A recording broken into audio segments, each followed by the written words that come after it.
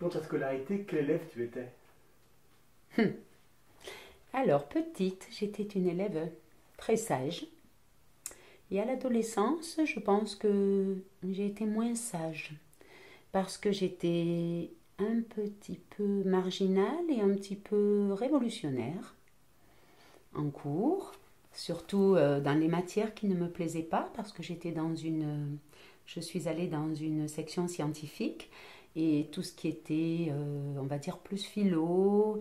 En fait, j'avais besoin de choses justement, et c'est là où c'est de nouveau cette dualité. J'avais besoin de choses comme les maths cartésiennes, carrées, scientifiques. Et tout ce qui était à côté français, philosophie, c'est pas que ça me plaisait pas, c'est que c'était plus flou. Et de ce fait, des fois ça m'agaçait. Donc j'ai pu avoir une période où j'étais un petit peu rebelle.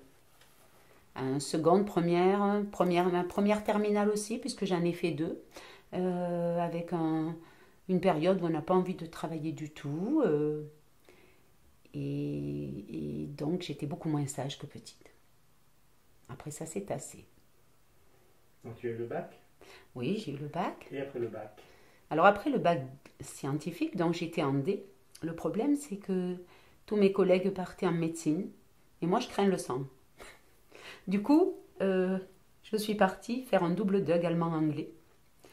Je suis rentrée à la fac de lettres puisque j'étais en parallèle sur les études de danse, mais c'était pas tout à fait construit dans la mesure où les diplômes étaient très flous et en création. Donc j'ai fait un double DUG allemand-anglais à la fac, à l'université Paul Valéry. Enfin, j'ai commencé le double DUG. Je n'ai pas été à terme parce que ça ne me plaisait pas. Je voulais faire de la langue proprement dite et je ne faisais pas du tout de la langue. Je faisais de la géographie sur les pays, enfin, plein de choses à côté. Et j'étais déçue parce que à la base, je voulais faire hôtesse de l'air. Donc je voulais rentrer à l'école d'hôtesse de l'air, mais il fallait avoir 21 ans révolus. Et lorsque j'ai eu mon bac, même en repiquant, comme je suis de fin d'année, j'avais 19 ans, quoi, 18-19 ans. Du coup, je suis partie en fac parce que je ne savais pas où aller. Ça n'a pas été concluant. Et après, je suis revenue vers la danse. Et là, ça a été concluant. Alors, est-ce que tu peux nous parler de ta formation de danseuse, de prof de danse? Du coup, ben, à 19 ans à peu près, je suis rentrée donc pour le brevet d'état d'éducateur sportif au CREPS de Montpellier parce qu'il n'y avait pas encore le diplôme d'état de professeur de danse. Donc j'ai eu mon brevet d'état d'éducateur sportif qui s'appelait donc EGDA. C'était ouais, vers la vingtaine. Suite à quoi le diplôme d'état a été créé quelques années, je ne sais plus, après, oui. Je suis rentrée au CREPS de Montpellier à nouveau pour le diplôme d'état et j'ai eu mon diplôme d'état, je ne sais plus si c'est 1992 ou 93. J'enseignais en même temps, en parallèle avec mon brevet d'état et mon diplôme d'état, sur Loupian et sur Villeveyrac. Et puis, suite à ça, donc en 1999, j'ai été passer mon certificat d'aptitude à l'enseignement de la danse en conservatoire. Et là, j'allais sur Paris et suite à quoi j'ai passé le concours de la fonction publique territoriale. Et c'est là qu'on m'a proposé un poste sur le conservatoire de Tarbes, dans les Hautes-Pyrénées. Donc je me rappelle encore mon père me dire, mais tu ne vas pas aller travailler à 400 km. Mais j'ai dit, ben si, papa, ça se fait. Alors, je ne pensais pas, et ça fait finalement 20 ans, oui, ça fait 20 ans que je fais des allers-retours toutes les semaines. Je suis restée à Tarbes 5 ans, je crois. En 2005, j'ai muté pour Toulon, qui m'a fait gagner quand même 100 km à l'aller et 100 km au retour, avec un climat qui correspond davantage à ma région. Voilà, et du coup, je continue à aller travailler sur Toulon et à habiter ici, sur Metz.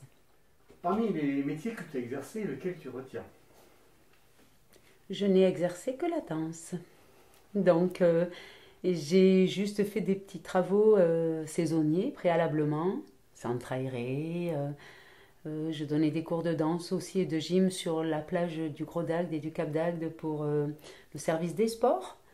Et dans les métiers saisonniers, j'ai été travailler à l'époque, c'était je crois champion, où j'ai travaillé sur les ordinateurs alors que je gère pas trop les ordinateurs. J'ai fait ça une saison, voilà. Et après j'ai fait tout ce qui était en saison, les vendanges, etc., etc. Et j'ai fait que la danse. Et qu'est-ce que ce métier t'apporte? Ce métier m'apporte tout, du bonheur, du plaisir. De toute façon, la question, je vais la prendre à l'envers. Il n'y a aucun métier que j'aurais pu faire, je crois, finalement. Parce que, d'une part, cela peut me coûter, parce que dès que mon corps est en souffrance quelconque, avec un petit bobo, je ne peux pas exercer, même pendant le Covid, pour des raisons autres. Je disais, effectivement, je ne peux pas travailler de façon normale. Mais à la fois, quand je peux travailler, il m'apporte énormément de bonheur, un épanouissement monstrueux. Et je ne me vois pas faire autre chose. Est-ce que tu peux nous raconter un moment de grande satisfaction professionnelle? Oui. Alors là, lorsque j'ai passé mon certificat d'aptitude à l'enseignement de la danse, c'était à Paris, il y avait deux parties, l'admissibilité et l'admission.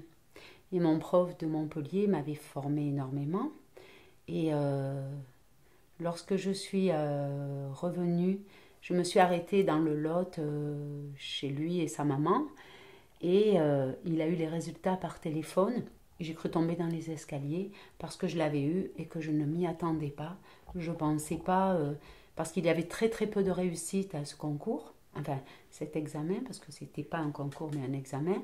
Et je ne pensais pas l'avoir du premier coup. Et là, ça a été un bonheur immense, génial. Il y en a eu d'autres, mais ça a été un des plus beaux moments au niveau de la satisfaction professionnelle dans l'obtention du certificat d'aptitude. Quel rôle social tu penses tenir dans la société? Alors, dans la société, je suis censée avoir une mission de par mon travail dans l'éducation des élèves, dans la transmission de l'enseignement de la danse, mais également dans la transmission des qualités humaines et des valeurs humaines. Mais nous avons une mission au niveau du service public de le servir sur le conservatoire.